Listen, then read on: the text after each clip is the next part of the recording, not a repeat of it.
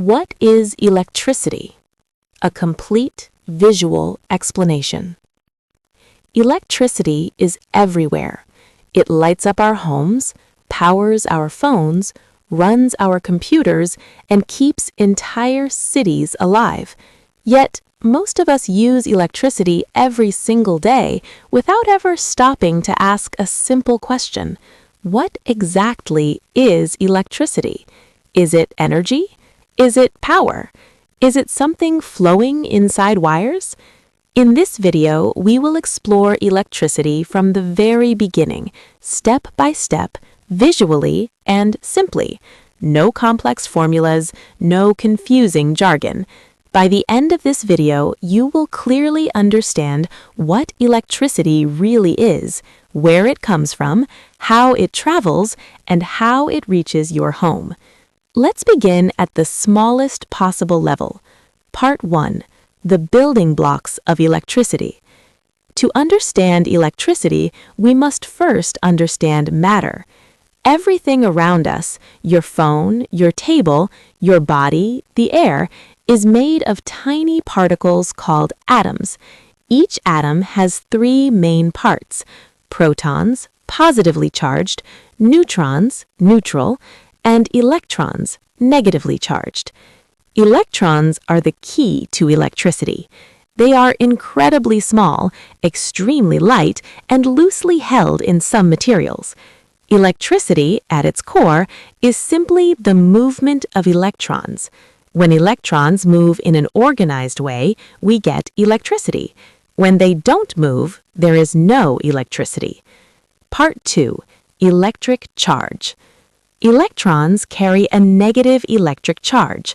Protons carry a positive electric charge.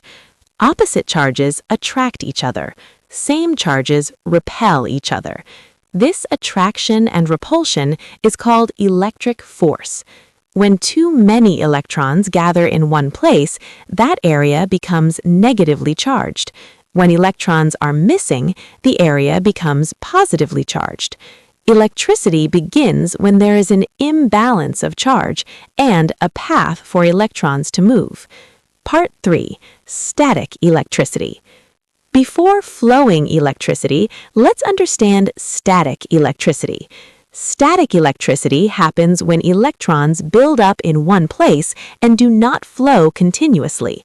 For example, rubbing a balloon on your hair, walking on a carpet, and touching a metal object. In these cases, electrons suddenly jump from one object to another. That sudden movement creates a spark, a shock, or attraction between objects. Static electricity shows us that electricity does not always need wires, but for useful power, we need controlled movement. Part 4. Current electricity. When electrons move continuously through a material, we get current electricity. This is the type of electricity that powers homes, factories, and devices. Electric current is simply the flow of electrons through a conductor. The most common conductor is metal, especially copper. Metals allow electrons to move freely. Part 5. Voltage, current, and resistance. To understand electricity properly, we need three important ideas. 1. Voltage. Voltage is the pressure that pushes electrons. Higher voltage, stronger push. 2. Current. Current is the amount of electrons flowing. More electrons moving, higher current. 3. Resistance. Resistance is how much a material opposes electron flow. Thin wires mean more resistance. Thick wires mean less resistance. Together, these three control how electricity behaves. Part 6. Electric circuits. Electricity needs a closed path called a circuit.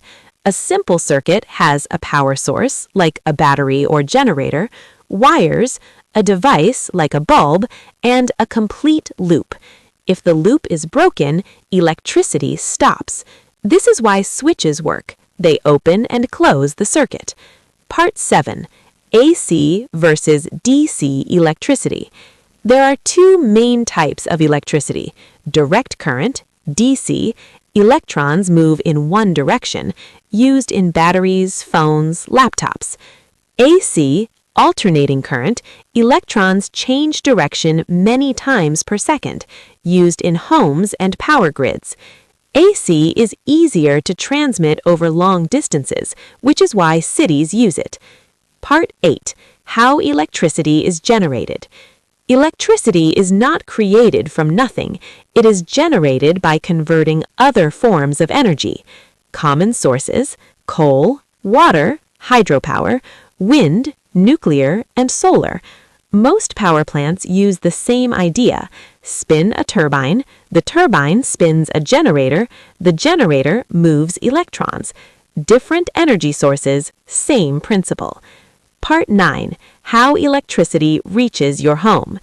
After generation, electricity travels through high-voltage transmission lines, substations, and local distribution lines. Voltage is increased for long-distance travel and reduced before entering homes. Finally, electricity reaches switchboards, wall sockets, and your devices. Instantly, invisibly, reliably. Conclusion. Electricity is not magic. It is the organized movement of electrons, guided by science, controlled by engineering, and used by humanity every moment of every day. From tiny atoms to massive power grids, electricity connects the modern world. And now, when you flip a switch, you'll know exactly what's happening behind the scenes.